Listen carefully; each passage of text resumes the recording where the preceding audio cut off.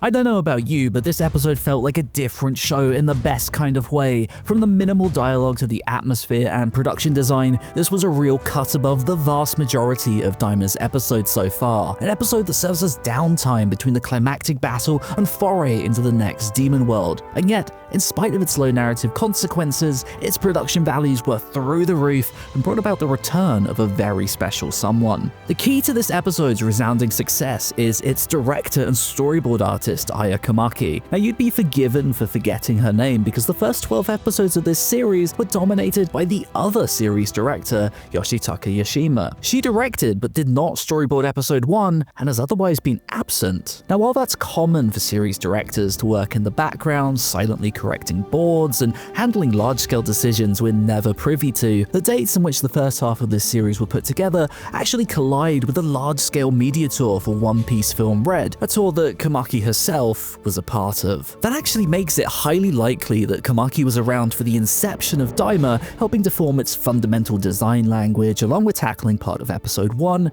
but then ultimately stepped away to leave Yoshima in charge until she returned for the second half of this series. In other words, this is the first time we get to see Komaki operating at maximum output, and boy does it show. This is a director renowned for her color work, but it's not just the scenes bathed in uniform colors that show her skills in this department. Yeah, it's cool to see the greens and reds that light up the characters in slick, stylish ways, but what really shone for me this week is how the environmental color work defines this whole episode. Much of it takes place in the shade of giant foliage, and Komaki creates this phenomenal dreamy atmosphere off the back of it, dropping the greeny hues for blues and purples with orange particles that punch through the image. There's a luminescent quality to so much of this as the light from above penetrates the leaves and reflects off the surrounding vegetation. The synergy between Komaki's direction and the background artists is just perfect, and that extends into the compositing and CG teams where parallax and moving backgrounds are used to make the whole environment come to life. But it's not just the feel of the environment that she excels in creating here. There's a building sense of uncertainty and unease that inundates this episode. The use of shadow and POV shots in the first half are one thing, but then there's the incredible, almost X-ray looking scene with Goku stuck in the fur of the giant dog. There's such a vast array of approaches here that are all in service of delivering on the script in the best way possible. But frankly, what is maybe most impressive of all is the storyboard. This is an episode that just from a narrative point of view is all about scale, and this board delivers in a big way. No pun intended. For real though, shot after shot, the giant and its pet feel colossal and oppressive, and while much of that is done through really great framing and exaggerated perspective, it's also achieved through the use of shadow that overwhelms Goku and the rest. I think what stood out to me is just how much the camera is always moving, whether it's panning shots to reveal the scale of something, or one-cut sequences that showcase the size of the environment, or even just a number of layered parallax shots. There's a real magnitude to this world that just works. All throughout Daima, I've so wanted the world to draw me in and have me begging to understand its culture and wonder what certain parts of it even are. This is the first episode to really make me feel this way. Komaki just brought the whole place to life on a level that genuinely made me sad that we were leaving it. What's so crazy is that even putting aside Komaki's contributions, the animation work on this episode is equally as fantastic. This marks the return of one of Dragon Ball's most legendary animators, a man who came up through the original series, animating some of the show's most incredible moments time and time again, supervising the best looking episodes of the series,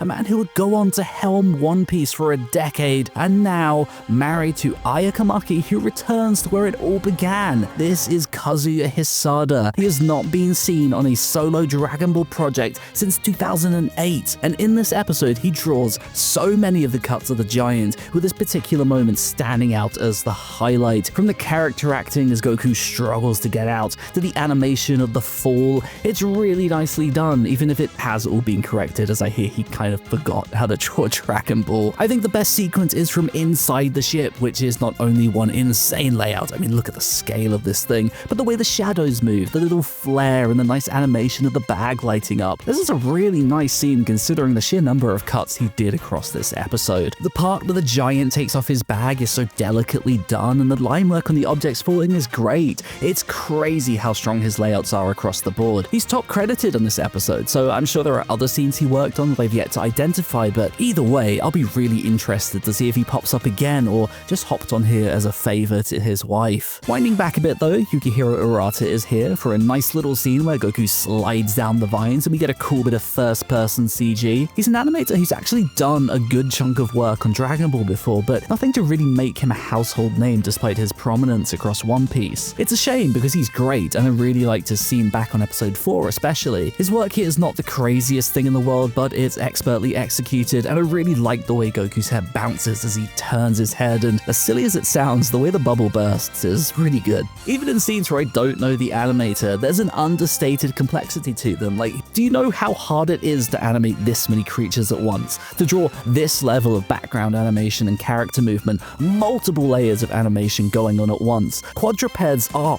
really hard to do, but there's so many fantastic scenes of this dog that are bursting with personality and real technical motion. With all of the names attached to this episode, it's hard to nail down who did all of this stuff, but man, there's just so much of it.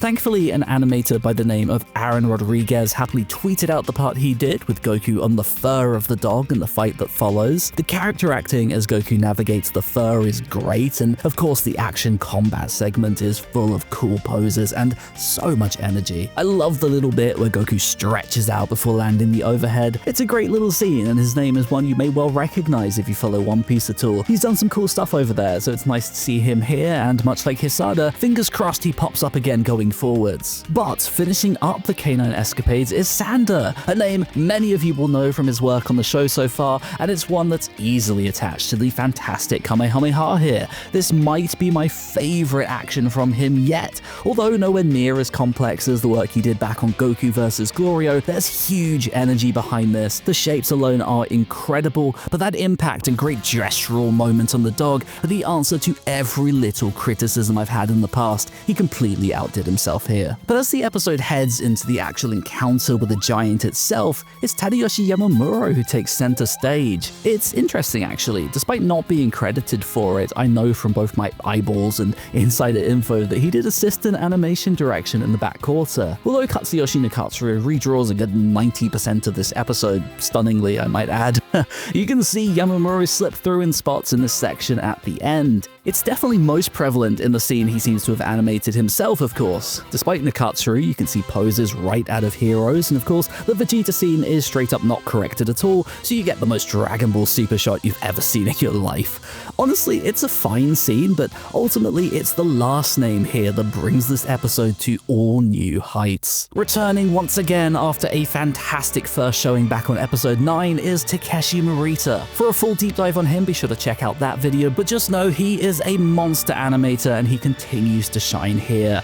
He flips right into the action with an onslaught of fantastic effects and really conveys the sheer scale of this giant by animating his slow movement on ones. Remember, the more frames something has and the tighter you pack them together, the slower the animation will be. It's how you will have seen many slow-mo sequences done on Attack on Titan, for example. The beginning of the motion has many frames, but the key poses are barely changing, and then that momentum ramps up to convey the size of him, and the space between the new drawings becomes wider as the swing finishes up. It flows so nicely into Goku's scene that starts super fast and then slows before the clash. There's a real rhythm to the drawings, and you can see it again right after. Slow movement and then boom, big momentum. It's just so great on a technical level. We even get a rare hand-drawn ship with great shading and effects work off the back of this too. Morita might hand in some famously rough layouts, but man, you can't deny the skill. Shoutouts to Nakatsuru, Yamamuro, and all of the second key animators who cleaned this up.